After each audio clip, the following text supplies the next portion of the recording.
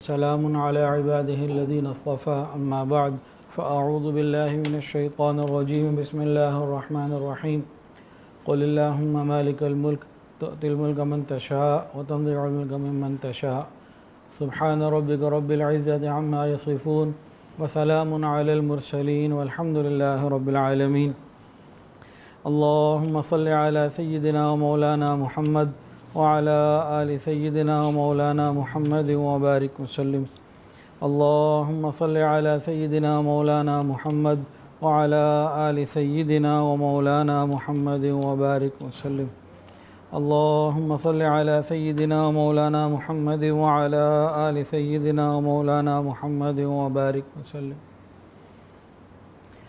بر صغیر انگریز سے پہلے اور انگریز کے بعد آج تیسرا حصہ ہے اس کا۔ آج دو باتیں انشاءاللہ بتائی جائیں گی۔ ایک تو بر صغیر میں علم اور تعلیم کی کیفیت انگریز کے آنے سے پہلے کیا تھی اور اس کے بعد کیا حشر ہوا، اور دوسرا یہاں کی مال و دولت پہلے کیا تھی اور بعد میں کس بے دریغ طریقے سے اس کو لوٹا گیا۔ تو پہلی بات تو ہے آج علم کے متعلق تفصیلات انشاءاللہ پڑھ کر سنائی جائیں گی، کیونکہ سارے حوالہ جات تقریباً انگریزوں کے ہیں یا ایک آدھ کسی ہندو کا ہے۔ سمری اس چیز کی کہ انگریز دور میں علم سے محرومی، انگریز دور میں علم سے محرومی، اس کی سمری اس طریقے سے ہے کہ جیسا کہ ہر حکومت کی ذمہ داری ہوتی ہے کہ اپنے قوم کو، رعایا کو تعلیم کی بہترین جو سہولیات ہیں وہ مہیا کرے اور قوم کی تعلیم کی فکر کرے۔ تو بالکل اسی طرح ہندوستان میں یہ چیز تھی۔ بادشاہ اور عمراء اور جاگیردار اور تمام طبقہ جو اہل ثروت تھا وہ اس کی پوری فکر کیا کرتا تھا، اور ایک ایک وقت میں ایک ایک آدمی، ایک ایک نواب 5-5 ہزار علماء کی تنخواہ اکیلے اپنے پاس سے دیا کرتا تھا، اور تعلیم کے لیے مدرسوں کا ایک جال پورے بر صغیر میں پھیلا ہوا تھا۔ وہاں ان کو دین کی تعلیم ملتی، روحانیت کے بارے میں بتایا جاتا، اخلاق کے بارے میں بتایا جاتا اور معاشرتی اقدار کے بارے میں بتایا جاتا، اور جو پڑھانے والے ہوتے تھے وہ مالی طور سے بالکل بے فکر ہو کے اخلاقی اور تعلیمی تربیت کے اوپر، تعلیم اور تربیت کے اوپر توجہ دیتے۔ ایک اچھا معاشرہ تیار بن رہا تھا، موجود تھا۔ انگریز آیا، انگریز نے آنے کے بعد رفتہ رفتہ وہ تعلیمی ادارے ختم کیے۔ پھر ایک وقت آیا کہ تمام تعلیمی وقف کی جو زمین تھی یہ سرکاری تحویل میں لے لی گئی، اور مسلمانوں کو ان کی بنیادی تعلیم سے محروم کر دیا گیا۔ پھر کچھ ایک شور اٹھا انگریزوں ہی کے اندر کہ تعلیم بالکل نہ ہونے کی وجہ سے جہالت بڑھ رہی ہے، تو کچھ اسکول کالج بنائے جائیں۔ تو انہوں نے اسکول کالج بنائے، لیکن ان کا مقصد کیا تھا؟ اس تعلیم کے ذریعے انہوں نے یہاں کے مسلمانوں کے اندر یا ہندوؤں کے اندر اپنے ہی اسلاف جو ان کے اپنے بڑے تھے، مسلمانوں کے بڑوں کے خلاف، ہندوؤں کو ان کے اپنے بڑوں کے خلاف کیا، اور ان کو جو بھی تعلیم دی اس اعتبار سے دی کہ یہ دنیا میں کسی بھی قوم کے برابر کھڑے نہ ہو سکیں۔ اور مقصد ان کا کیا تھا؟ جو لارڈ میکالے نے خود کہا کہ ہمیں کلرک اور ترجمان کی ضرورت ہے، کہ ہم چند لاکھ لوگ یا تھوڑے سے لوگ جو کروڑوں عوام کے اوپر حکومت کر رہے ہیں، تو ہمیں کلرک اور ترجمانوں کی ضرورت ہے جو ہمارا پیغام ہماری رعایت تک پہنچا سکیں۔ یہ اس کی سمری سمجھ لیجئے۔ اب کچھ تفصیلات ہم ذکر کرتے ہیں کہ انگریز سے آنے سے پہلے علمی اعتبار سے بر صغیر کی کیا کیفیت تھی۔ کتاب کا نام پہلے میں دونوں مجلس میں بتا چکا ہوں، نقش حیات۔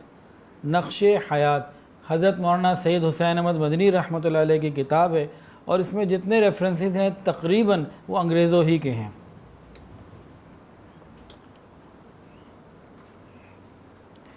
مسٹر جیمز کرانٹ، ان کے تخمینے سے ظاہر ہوتا ہے کہ سرکاری خزانوں سے ان کی امداد ہوا کرتی تھی تعلیمی اداروں کی۔ اس زمانے میں یہ کیفیت، اب آگے سنیے، اس زمانے میں کیفیت یہ تھی کہ والیان ملک اور عمراء تعلیم کے اوپر پوری سرپرستی کیا کرتے تھے، ان کے لیے جاگیریں اور جائیدادیں وقف کیا کرتے تھے۔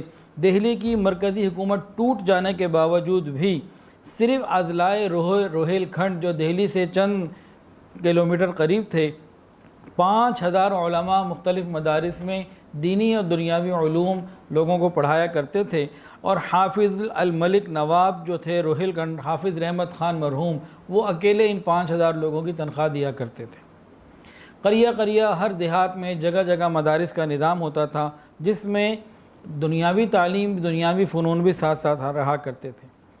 کیپٹن الیگزینڈر ہیملٹن اپنے سفر نامے میں شہنشاہ اورنگزیب کے زمانے کی حالت بتاتے ہوئے لکھتا ہے کہ صرف ٹھٹہ میں 400 کالجز تھے، اسکول نہیں کہا، کالج کہا۔ اور ٹھٹہ کیا ہے؟ کراچی کے قریب ایک چھوٹی سی جگہ ہے۔ جس زمانے میں ایک چھوٹے سے علاقے میں 400 کالج ہوں، تو پھر دہلی میں، لاہور میں، مدراس میں، بمبئی میں، بنگال میں اور پورے ہندوستان میں بڑے بڑے مقامات پر کتنی جگہ ہوتی ہوگی تعلیمی، اس کو انسان خود سوچ سکتا ہے۔ اور غور کیجئے، دیکھیے مسٹر کیری بارڈی نے میکس مولر کے حوالے سے لکھا ہے کہ انگریزی عملداری سے قبل بنگال میں 80,000 مدرسے تھے۔ اسی طرح لکھتا ہے کہ 400 آدمیوں کی آبادی کے لیے ایک مدرسہ ہوتا تھا، جہاں 400 لوگ ہوتے ان کے لیے ایک مدرسہ بنا دیا جاتا۔ نیز لڈلو نے اپنی تاریخ ہند میں لکھا ہے کہ ہندوؤں کے ہر موضع یعنی گاؤں وغیرہ میں جو اپنی قدیم حالت پر بچے رہے، انگریز کی دسترس سے بچے رہے، وہاں پر بچے تعلیم پاتے رہے، مگر جہاں ہم نے مثال بنگال کے، جیسے بنگال میں ہم نے نظام کو توڑ دیا، وہاں سے گاؤں کے اسکول ختم ہو گئے۔ اسی طرح انڈین ریفارم سوسائٹی 1853 جو انگلستان کی ہے، اس نے لکھا کہ ہندوؤں کے زمانے میں ہر موضع میں ایک مدرسہ ہوتا تھا، ہم نے چونکہ دیہاتی کمیٹیوں اور وہاں کی میونسپلٹی کو بالکل توڑ دیا، جس کی وجہ سے ان کے باشندے مدارس سے محروم ہو گئے اور ہم نے ان کی جگہ کوئی نئی چیز نہیں بنائی۔ جیسے انگریزی دور شروع ہوا، جہالت کا زمانہ شروع ہو گیا۔ انگریزوں نے جب یہاں کے تعلیمی نظام کو ملیہ میٹ کیا، تو انگریزوں ہی کے اندر بعض ایسے لوگ تھے جنہوں نے اس فکر کو کہا کہ دیکھو ہمارے اوپر یہ بہت بڑا الزام ہے، ہمیں اس الزام کو دھونا چاہیے۔ اس الزام کو دھونے کے لیے انہوں نے بڑی کوشش کی۔ سنیے،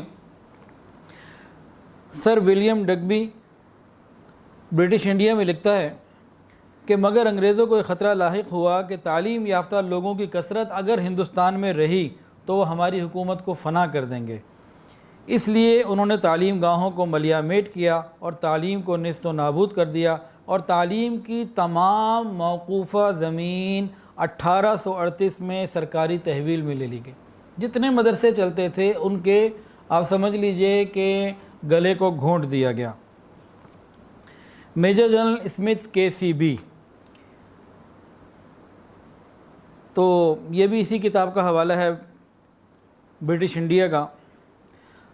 اس میں ایک سوال یہ کیا گیا، کیا آپ کسی طرح اس بات کی روک کر سکتے ہیں کہ دیسیوں کو یعنی ہندوستانیوں کو ان کی طاقت کا علم نہ ہو؟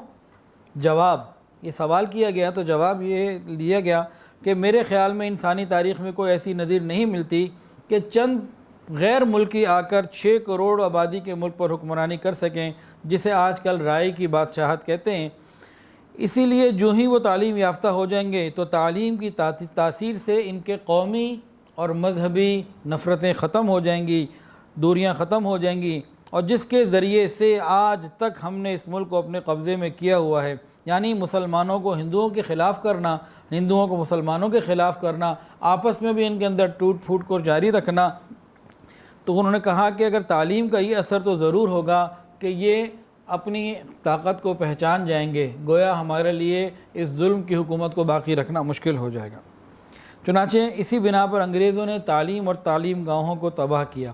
آہستہ آہستہ جو پرانے تعلیم یافتہ لوگ تھے ان کا انتقال ہوتا چلا گیا، تو چاروں طرف ہندوستان میں جہالت اور نادانی کا دورہ ہو گیا۔ چنانچہ 1823 آنریبل الیفسن اور آنریبل ایف وارڈن انہوں نے ایک متفقہ یادداشت لکھی گورنمنٹ آف انگلینڈ کو۔ انہوں نے یہ لکھا کہ انصاف یہ ہے کہ ہم نے دیسیوں کے یعنی ہندوستانیوں کی ذہانت کے چشمے خشک کر دیے۔ ہماری فتوحات کی نئی نوعیت ایسی ہے کہ اس نے نہ صرف ان کی علمی ترقی کی ہمت افزائی کے تمام ذرائع ہٹا دیے، ختم کر دیے، بلکہ اب حالت یہ ہو گئی کہ قوم کے اصلی علوم بھی گم ہو جانے اور پہلے لوگوں کی ذہانت پیداوار فراموش ہو جانے کا اندیشہ ہے۔ اس لیے ہمیں اس الزام کو دور کرنے کے لیے کچھ تو کرنا چاہیے۔ ہندوستان کو ہمیشہ غلام بنانے کی ہوس اور مال کو لوٹنے کی ہوس نے انگریز نے یہی پالیسی رکھی کہ ان کو تعلیم نہ دی جائے۔ 1792 مسٹر ولبر فورس نے پارلیمنٹ میں اس مضمون کی تجویز پیش کی کہ ہندوستان میں ایک عیسائی عقیدے کی تہذیب کے لیے اور اس کی ترویج کے لیے جو ہے نا وہ عبادت اور تعلیم کے ذرائع جو ہیں وہ مہیا کیے جائیں، اور اس مقصد کے لیے وقتاً فوقتاً اس خاص فرقے کے جو پادری ہیں ان کو پابندی سے بھیجا جائے۔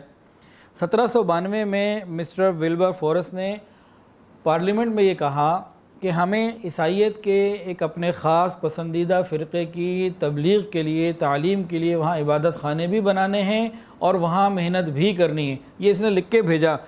تو مالکان ایسٹ انڈیا کمپنی ان کا جواب سننے والا ہے، ذرا دل کے کانوں سے سنیے گا۔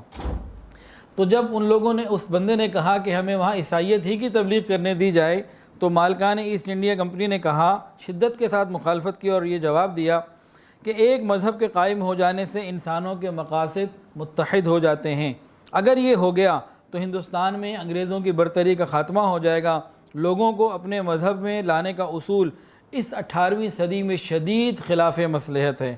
اگر چند لاکھ عیسائی بھی وہاں ہو گئے، اس سے ہمیں سخت مصیبت آ جائے گی۔ اور امریکہ میں درس گاہیں اور کالج قائم کرنے کا نتیجہ یہ ہوا تھا کہ وہ ملک ہمارے یعنی انگلستان کے ہاتھ سے نکل گیا۔ اسی طرح جب نوجوان پادری اندرون ہند میں پھیلیں گے تو کمپنی ایسٹ انڈیا کمپنی کے فوائد کا نقصان ہو جائے گا، خاتمہ ہو جائے گا۔ جس ہندوستانی کو تعلیم حاصل کرنی ہو وہ انگلستان چلا آئے، جس ہندوستانی کو تعلیم حاصل کرنی ہو وہ انگلینڈ چلا آئے۔ یہ میجر باسو نے بھی اس کو لکھا۔ چنانچہ تعلیم گاہوں کو ختم کر دینا یہ ان کا سلسلہ تھا، لیکن کہیں نہ کہیں آوازیں اٹھتی رہیں کہ یہ کیا ہو رہا ہے۔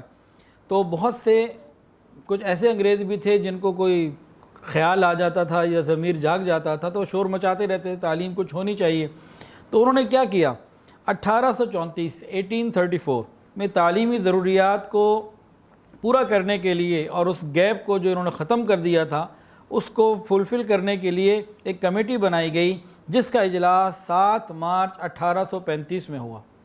7 مارچ 1835 میں اس کمیٹی کا اجلاس کی منعقد ہوا، جس نے اپنے ہی لوگوں کے شور کے اوپر کہ بھئی کچھ تو ہونا چاہیے، تو پھر لوگوں نے، انگلستان والوں نے ایک کمیٹی بنائی، لارڈ میکالے اس کا صدر بنایا گیا، اور انہوں نے بیٹھ کے کمیٹی نے ایسے اصول اور ایسے طریقے بنائے کہ ہر قدم کے اوپر تعلیم حاصل کرنے والا پریشان ہی رہے، ایک ایک قدم کے اوپر وہ تکلیف میں ہی رہے، اور تعلیمی شعبے میں ایسے امور کو لازم قرار دے دیا جس سے تعلیم عام نہ ہو سکے، نہ ہی ہندوستانیوں کو نہ ان کا کریکٹر بن سکے، نہ تعلیم کا وہ معیار بن سکے کہ اقوام عالم میں وہ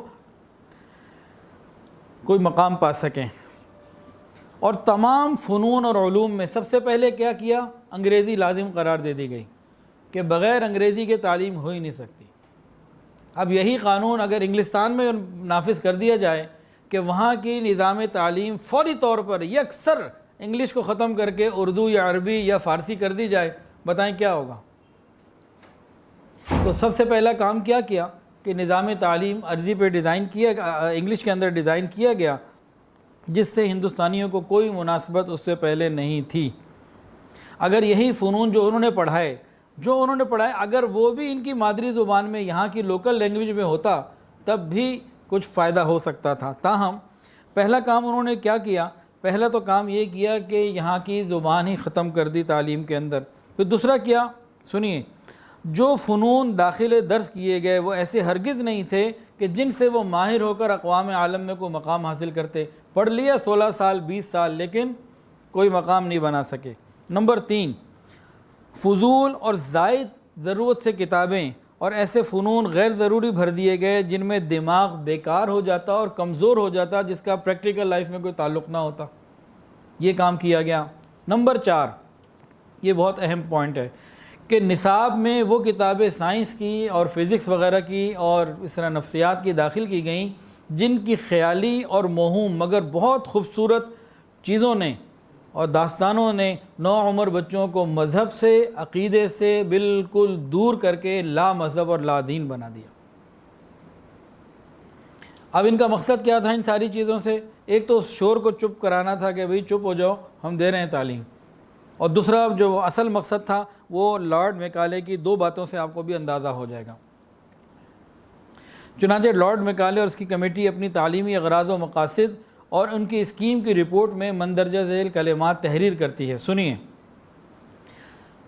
ہمیں ایک ایسی جماعت بنانی چاہیے جو ہم میں اور ہماری کروڑوں رعایا کے درمیان مترجم ہو، ترجمان ہو، اور یہ ایسی جماعت ہونی چاہیے جو خون اور رنگ کے اعتبار سے تو ہندوستانی ہو مگر ذوق، رائے، سمجھ اور باقی ہر اعتبار سے وہ انگریز ہوں، اور اس میں وہ 100% کامیاب ہو چکے۔ لارڈ میکالے نے جو یہ مقصد بنایا تھا، بتایا تھا، اس پہ وہ 100% کامیاب ہو چکے۔ اسی لارڈ میکالے نے اپنے والد صاحب کو ایک چٹھی لکھی، تو اس چٹھی میں کیا لکھا سنیے۔ لارڈ میکالے لکھتے ہیں اپنے باپ کو کہ اس تعلیم کا اثر جو ہم دے رہے ہیں ہندوؤں پر بہت زیادہ ہے۔ کوئی ہندو جو انگریزی داں ہے کبھی اپنے مذہب پر صداقت کے ساتھ نہیں رہ سکتا۔ بعض لوگ مصلحت کی بنیاد پر ہندو رہتے ہیں مگر وہ بہت جلد عیسائی ہو جایا کرتے ہیں۔ میرا پختہ عقیدہ ہے اگر تعلیم کے متعلق ہماری تجاویز پر عمل ہوا تو 30 سال بعد بنگال میں ایک بھی بت پرست باقی نہیں رہے گا، یعنی اصل کو سے ہٹا دیا۔ چنانچہ ان مقاصد کا ظہور بہت جلدی ظاہر ہو گیا کہ کالج یونیورسٹیز سے جو لڑکے فارغ ہوتے یہ لادین ہوتے، اور یہ اپنے پرانے مذہب سے جو ان کے باپ دادا کا تھا، اگر وہ مسلمان بچے تھے تو مسلمان اسلام سے دور ہو گئے، ہندو تھے تو دھرم شاستر سے دور ہو گئے، جو ان کا دین ہے اس سے دور ہو گئے۔ ڈبلیو ہنٹر وہ لکھتا ہے کہ ہمارے اینگلو انڈین اسکولوں میں سے جو کوئی نوجوان خواہ وہ ہندو ہو یا مسلمان ایسا نہیں نکلتا جو اپنے آباء و اجداد کے مذہب سے انکار کرنا نہ جانتا ہو۔ جب ہمارے بچے صبح صبح تیار ہو کے ایسے لوگوں کے پاس چلے جائیں گے تو بتائیں جب 10-15 سال 16 سال 20 سال انہی کے پاس رہیں گے تو کیا ہوگا۔ اور آج بھی ایسے اسکول ہمارے معاشرے میں قائم ہیں، بغیر پیسوں کے یا بہت تھوڑے پیسوں کے وہ تعلیم دیتے ہیں لیکن مسلمان کی بنیاد ہلا دیتے ہیں۔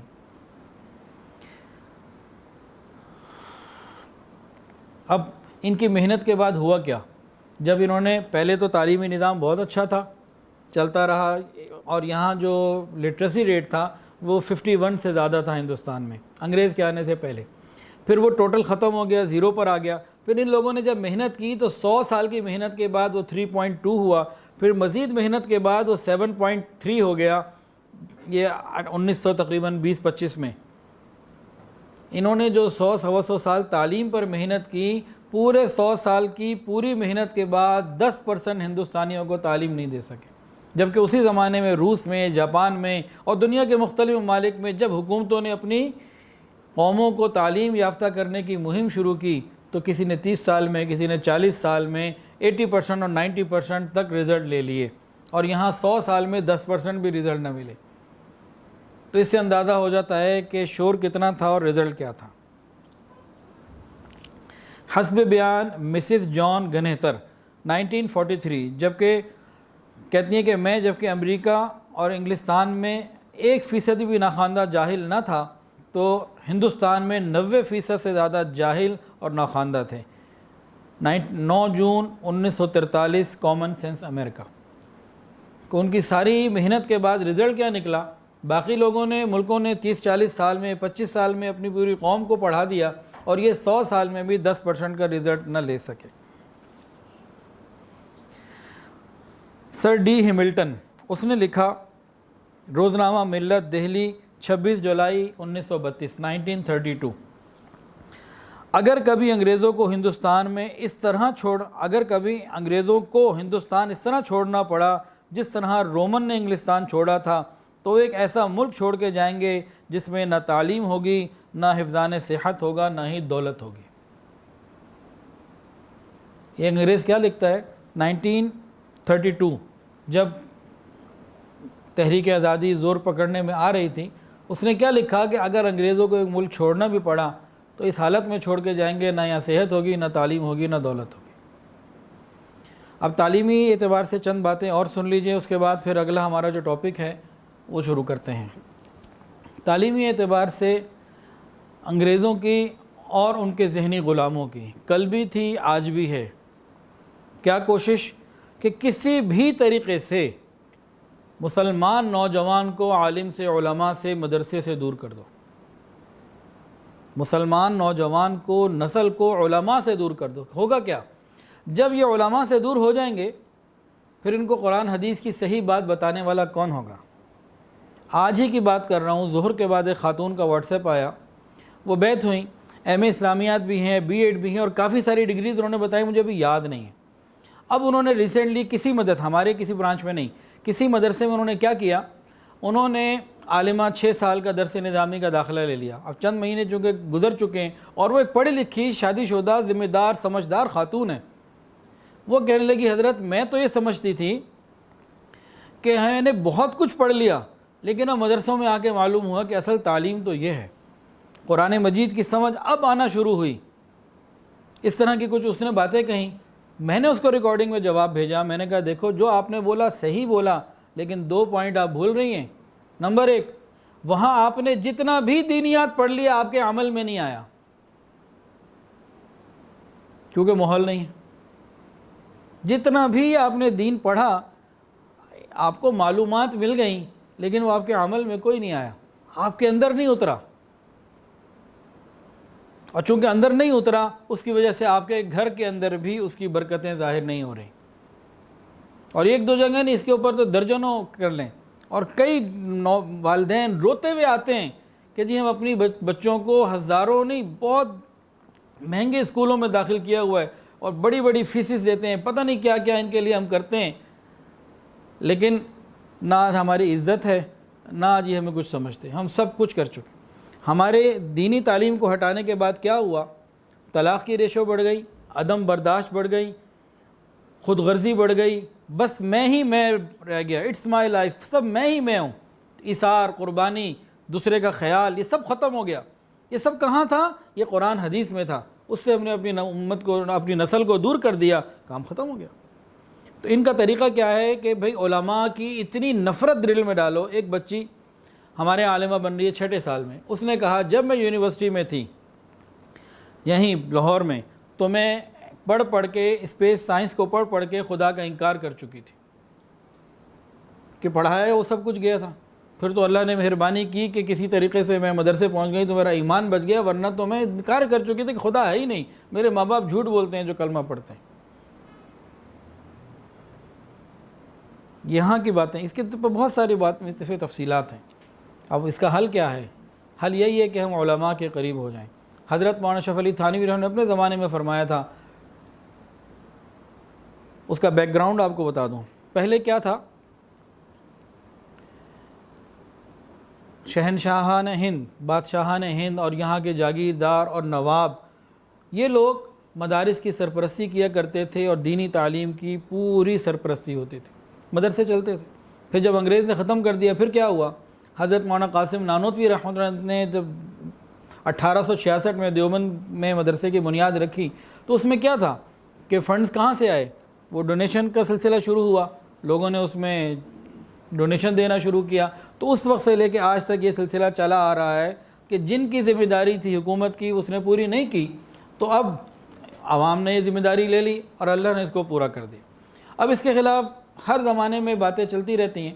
تو حضرت مولانا اشرف علی تھانوی رحمہ نے ایک دفعہ یوں فرمایا کہ دیکھو تم سب ایکا کر لو، مدارس کو نہیں فنڈ دے سکتے، نہیں چندہ دے سکتے، مت دو. یہ علماء کیا کریں گے؟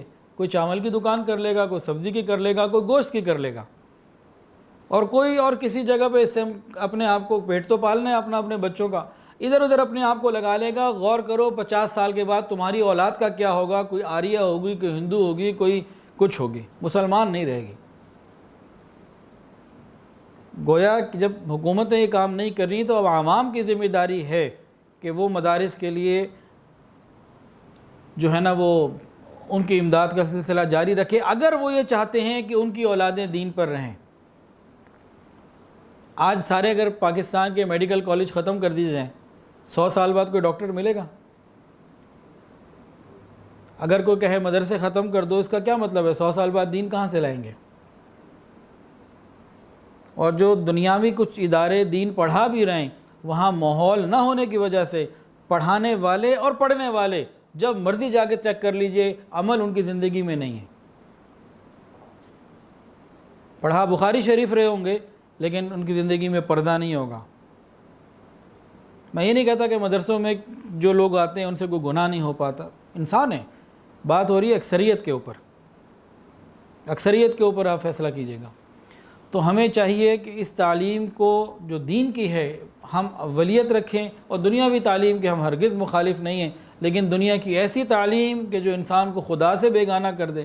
ایک بچی عالمہ بن رہی ہے، غالباً اس 5ویں سال میں، اس کا سگا بھائی وہ دہریہ ہو گیا، یہاں آیا تھا، کہتا خدا ہے ہی نہیں، میں نے انٹرنیٹ پہ بہت سرچ کیا اور آپ لوگ جھوٹ بولتے ہو، میرے ماں باپ جھوٹ بولتے ہیں۔ ادھر اس سامنے کمرے میں بیٹھ کے اس نے یہ ساری باتیں کی۔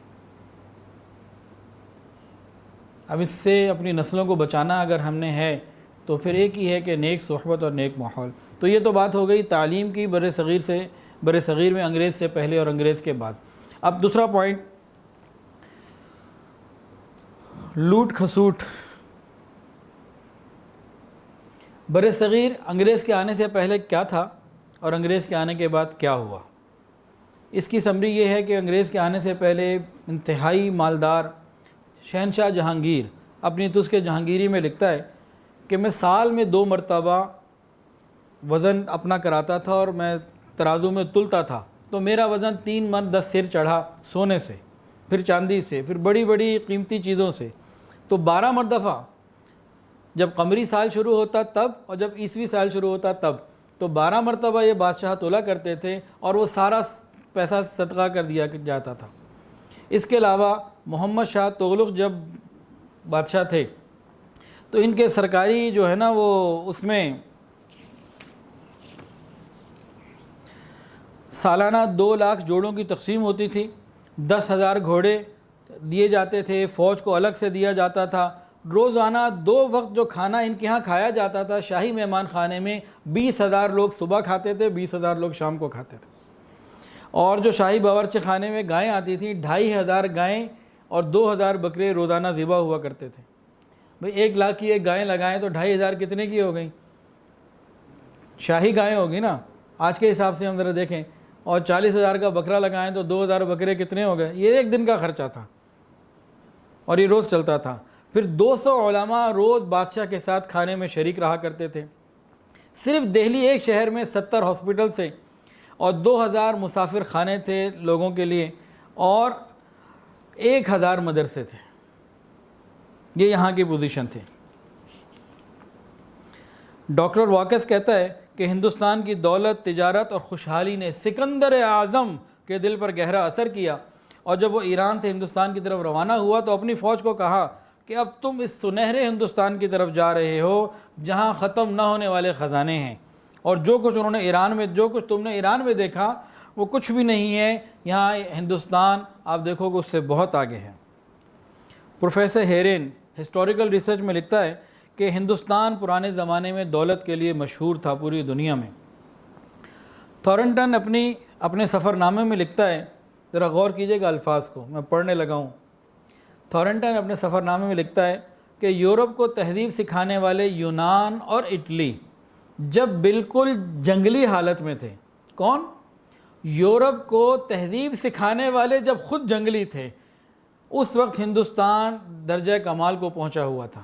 اس زمانے میں ہندوستان اپنے درجہ کمال کو پہنچا ہوا تھا، دولت کا مرکز تھا، یہاں چاروں طرف بڑے بڑے صنعت اور حرفت اور کاروباری ادارے تھے، یہاں کے باشندے دن رات اپنے کاروبار میں مشغول رہتے، یہاں کی زمین نہایت زرخیز تھی، فصل سے خوب پیداوار ہوتی تھی، یہاں بڑے بڑے لائق کاریگر اور صنعت کار موجود تھے جو یہاں کی خام پیداوار سے اتنا نفیس اور عمدہ مال تیار کرتے تھے جن کی دنیا بھر میں مانگ ہوتی تھی۔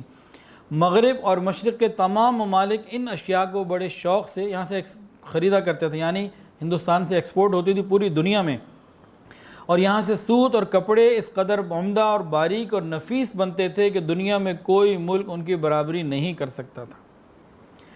فرانس کے مشہور برینر نے اپنی خط میں مسٹر کالبرٹ کو ہندوستان لکھا، اس نے کہا کہ ہندوستان ایک ایسی بے تاج خلیج ہے جس میں دنیا بھر کے سونے اور چاندی کا بڑا حصہ ہر طرف سے آ کے جمع ہوتا چلا جاتا ہے، بڑی مشکل سے باہر نکلتا ہے۔ یہ کیا چیز تھی؟ یہ جو اس نے کہا، کیا کہا کہ ہندوستان ایک ایسی خلیج ہے کہ ساری دنیا کا سونا یہاں آتا رہتا ہے، جمع ہوتا رہتا ہے، یہاں سے بڑی مشکل سے باہر نکلتا ہے۔ ہوتا کیا تھا؟ 1498 میں جب پرتگال کا واسکو ڈے گاما ادھر آیا اور کالکٹ کے مقام پہ اس کے جہاز لگے، اور جو ہندو راجہ تھا اس سے ملاقات ہوئی، مورن اس کا نام تھا، تو ہندو راجہ نے کیا کہا کہ ہمارے پاس ادرک، لونگ اور اس قسم کی جڑی بوٹیاں، مسالے بہت اعلیٰ مقدار میں اور کوالٹی میں ہیں، تم یہ پرتگال لے جاؤ، وہاں سے سونا ہمیں لا کے دو۔ تو ساری دنیا سے سونا چاندی ادھر آتا تھا اور یہاں سے جڑی بوٹیاں اور یہاں کی چیزیں، عام چیزیں جایا کرتی تھیں۔ یہ یہاں کی کیفیت تھی۔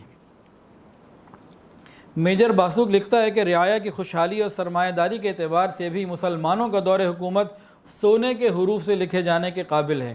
دولت مندی اور آرام و چین کا جو نقشہ شاہ جہاں کے وقت میں دیکھنے میں آتا ہے، بلا شبہ بے مثل اور بے نظیر تھا۔ آگے لکھتا ہے کہ بنگال کے جگت سیٹھوں کا کاروبار بینک آف انگلینڈ کے برابر تھا، یعنی بینک آف انگلینڈ کا سب سے بڑا بینک ہے، اس کی جتنی دولت تھی یہاں کے سیٹھوں کے پاس ہوا کرتی تھی، ایک ایک کے پاس۔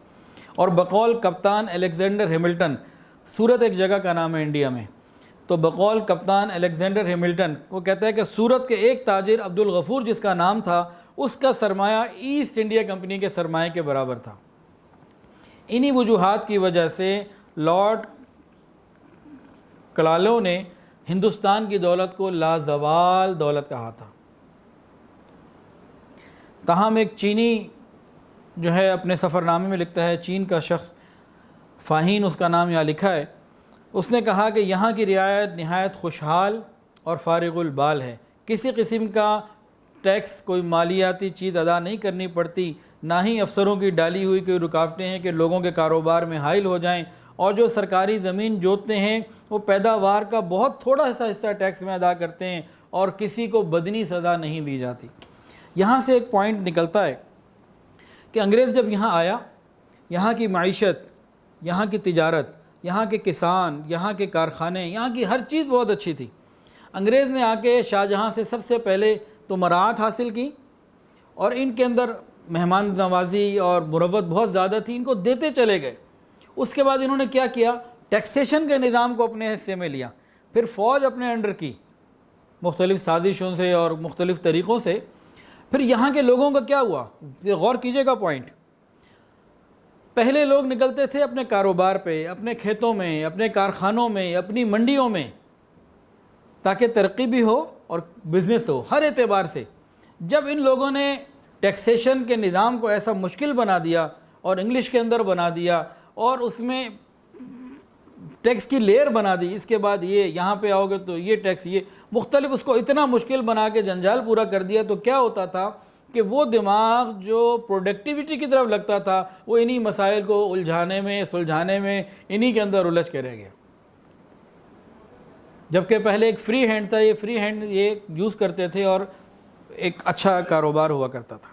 تاہم یہاں 1773 میں 1000 قسم کے مختلف سکے چلا کرتے تھے۔ ابھی ہمارے یہاں ایک 5000 کا نوٹ ہے، ایک 1000 کا، ایک 500 کا، ایک 100 کا، ایک 50 کا، ایک 20 کا، ایک 10 کا۔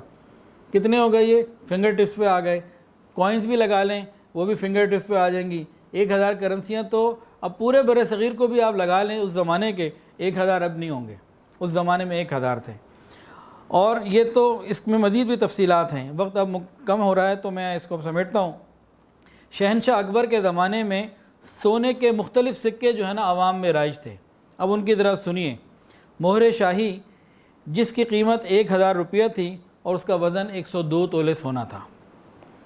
دوسری اشرفی 90 تولہ سونا، تیسری اشرفی 50 تولہ سونا، چوتھی 25 تولہ، پانچویں 20 تولہ، چھٹی 3 تولہ، ساتویں 2 تولہ اور آٹھویں اشرفی 1 تولہ ہوا کرتی تھی، اور نویں اشرفی 14 گرین یعنی 11 ماشے ہوا کرتی تھی۔ یہ مختلف، جس طرح آج ہمارا 1000 کا نوٹ، 500 کا نوٹ، یہ اس زمانے کا سلسلہ تھا۔ اور شہنشاہ جہانگیر کے زمانے میں جو سکے تھے ان کی سنیے۔ مہر شاہی جس کا نام نور شاہی تھا وہ 100 تولے کی تھی، دوسری اشرفی جس کا نام نور سلطانی تھا وہ 50 تولے کا تھا، تیسری جس کا نام نور دولت تھا وہ 20 تولے کا، چوتھی اشرفی نور کرم اس کا نام وزن 10 تولہ تھا، اور پانچویں اشرفی نور مہر 5 تولہ اس کا وزن تھا، چھٹی اشرفی کا نام نور جہانی 1 تولہ تھا، ساتویں اشرفی نورانی 6 ماشہ اس کا وزن تھا، اور آٹھویں اشرفی جو ہے وہ 3 ماشہ وزن رکھتی تھی۔ ایک زمانہ تھا جب ہندوستان کی دولت کے افسانے پوری دنیا میں مشہور تھے، اور کہتے تھے کہ یہی جنس تھی جس نے ایشیا اور یورپ کی جنگجو اور عالی ہمت اقوام کو اس سرزمین کی طرف کھینچا، یعنی کہ اس کی دولت ہی لوگوں کو متوجہ کیا کرتی تھی۔ ایک اور بات ذرا سن لیجئے، اورنگزیب عالمگیر رحمۃ اللہ علیہ جب بادشاہ بنے اور انہوں نے چند ہزار لوگوں کو کہا کہ آگرہ میں جو ہمارا خزانہ ہے اس کی کاؤنٹنگ ہو جائے، ذرا پتہ لگے ہے کتنا۔ تو چند ہزار لوگوں نے اس حصے کو شروع کیا جہاں چاندی کے سکے موجود تھے۔ چند ہزار لوگوں نے آگرہ کے خزانے میں جو صرف چاندی والا پورشن تھا اس کو گننا شروع کیا، اور 6 مہینے تک گنتے رہے۔ 6 مہینے کے بعد انہوں نے کہا کہ ابھی تو صرف 1 کونا تولا جا سکا ہے، اور اس کے علاوہ سونا، ہیرے، جواہرات ابھی الگ ہیں۔ کئی ہزار لوگ 6 مہینے تک صرف چاندی کو گننے میں شمار میں لگے رہے۔ 6 مہینے کے بعد کہنے لگے کہ ابھی وہ پوری ہم کور نہیں کر سکے، صرف ایک سائیڈ کور ہوئی ہے، ابھی یہ بھی باقی ہے، اور اس کے علاوہ جو سونا ہے، ہیرے ہیں، جواہرات ہیں، باقی چیزیں ہیں، ان کو تو ابھی ہم نے ہاتھ بھی نہیں لگایا۔ جب اورنگزیب عالمگیر نے یہ بات سنی تو ان کو روک دیا کہ بس کافی ہے، اب مزید آپ مہربانی کریں میں یہ کام چھوڑ دیں۔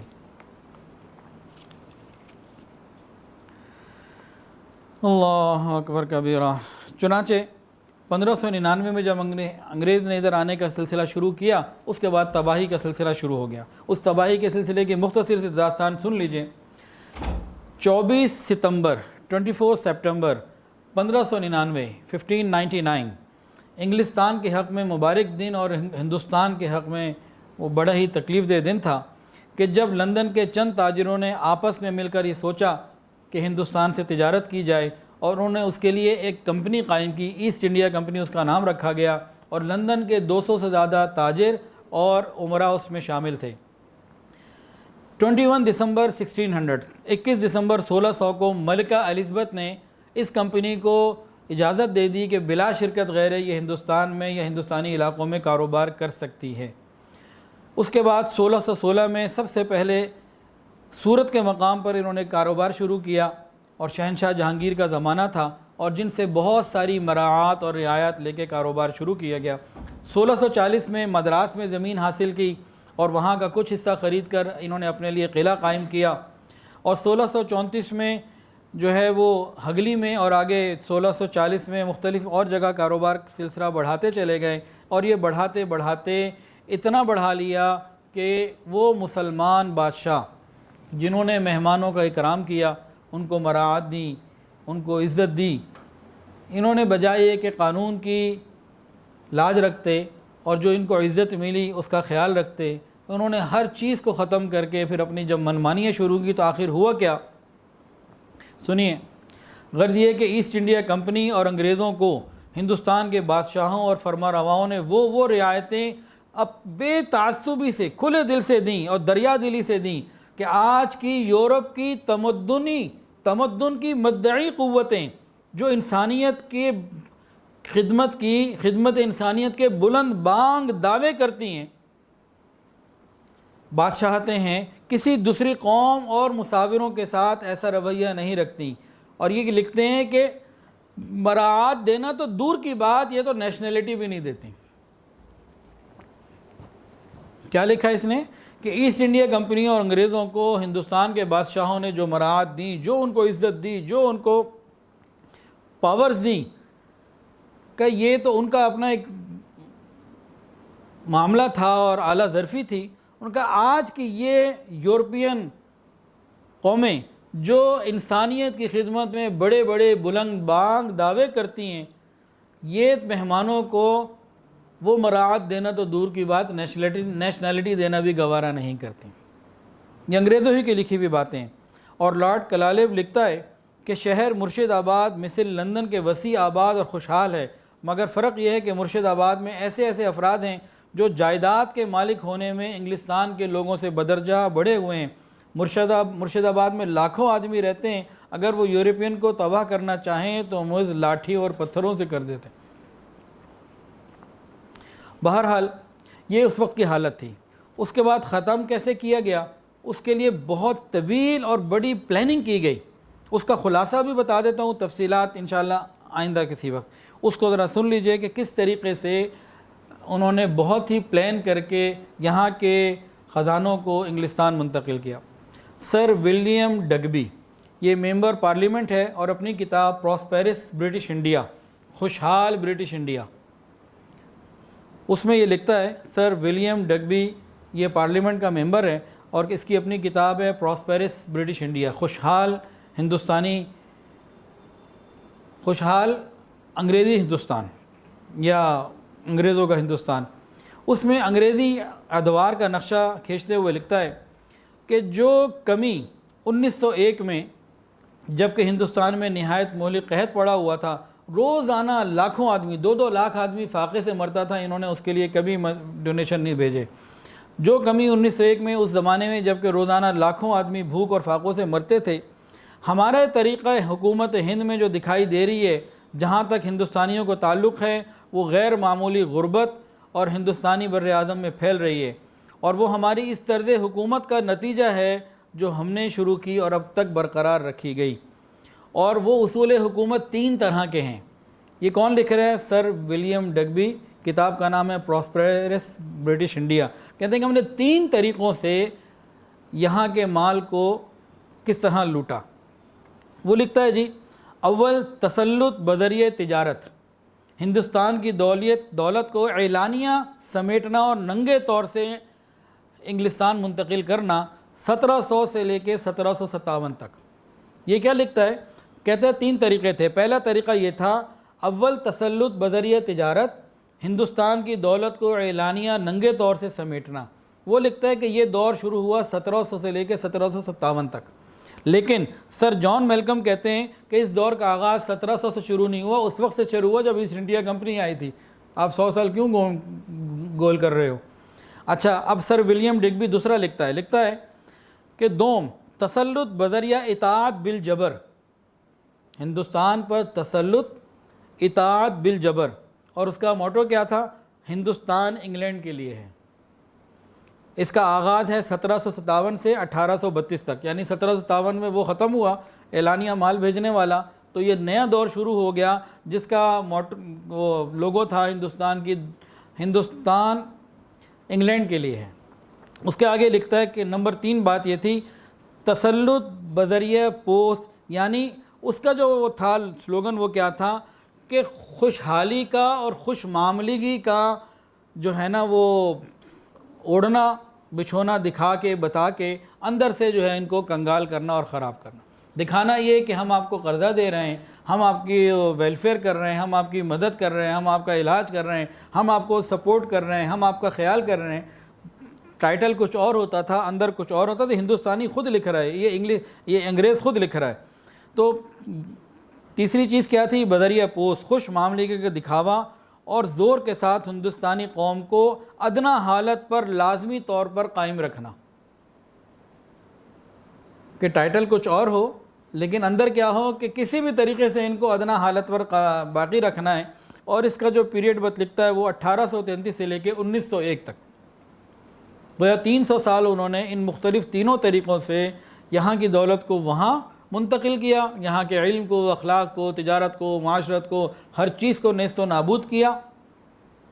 اور ان تینوں کی انشاءاللہ تفصیلات کسی موقع میں میں ذکر کر دوں گا اسی کتاب میں سے۔ کتاب کا نام پھر بتا رہا ہوں، نقش حیات، حضرت مولانا سید حسین احمد مدنی رحمۃ اللہ علیہ کی ہے، آپ بازار سے خرید سکتے ہیں۔ اچھا، ان تینوں دوروں میں، تینوں ادوار میں اصول حکومت میں یہ بات کامن رہی کہ ہندوستان کی دولت اور سرمایہ کو زیادہ سے زیادہ حاصل کیا جائے اور اس کو انگلینڈ پہنچایا جائے۔ اللہ تعالیٰ سے دعا ہے اللہ تعالیٰ ہمیں اپنے ملک کی قدر کی توفیق عطا فرمائے اور ہم شوق کے ساتھ اس ملک کے لیے فکر مند ہوں اور سوچیں کہ بھئی ہمیں کیسے زندگی گزارنی ہے اور اس ملک کو ترقیاں دینی ہیں۔ یہ پرانی چیزوں سے بہت ساری چیزیں سمجھنے کو ملتی ہیں۔ اللہ تعالی ہمیں غیروں کی سازشوں سے محفوظ فرمائے۔ وآخر دعوانا ان الحمدللہ رب العالمین۔ دعا کر لیجیے۔ الحمدللہ رب العالمین وصلی اللہ علی النبی الامی الکریم۔ ربنا ظلمنا انفسنا وان لم تغفر لنا وترحمنا لنکونن من الخاسرین۔ رب کریم آپ کے عاجز مسکین بندے ہیں اللہ، ظاہر میں بندے، حقیقت میں نہایت ہی گندے ہیں۔ یا اللہ ہمارے دلوں کی گندگیوں کو دور فرما، ہمارے سینوں کو اپنے نور سے منور فرما، ہمارے دلوں کو اپنی یاد سے آباد فرما اللہ، سینوں کو اپنی محبت سے لبریز فرما۔ رب کریم ہماری دعاؤں کو اپنی رحمت سے قبول فرما۔ یا الہ العالمین تمام حاضرین کی تمام دلی نیک جائز حاجات کو پورا فرما۔ رب کریم پوری امت میں جہاں جہاں مسلمان پریشان ہیں اللہ ان کی پریشانیوں کو دور فرما۔ یا الہ العالمین بالخصوص اہل کشمیر کی مدد فرما۔ یا الہ العالمین اپنی رحمت کا معاملہ فرما۔ یا الہ العالمین مسلمان حکمرانوں کو وقت کے مطابق صحیح اچھے جرت مندانہ فیصلے کرنے کی توفیق عطا فرما۔ یا اللہ عوام کے اندر بھی حیا اور پاک دامنی پیدا فرما۔ رب کریم ہم پر رحمت کی نظر فرما۔ یا الہ العالمین ہم سب کو رزق حلال آسان فراخ اور بابرکت عطا فرما، حرام اور مشتبہ سے محفوظ فرما۔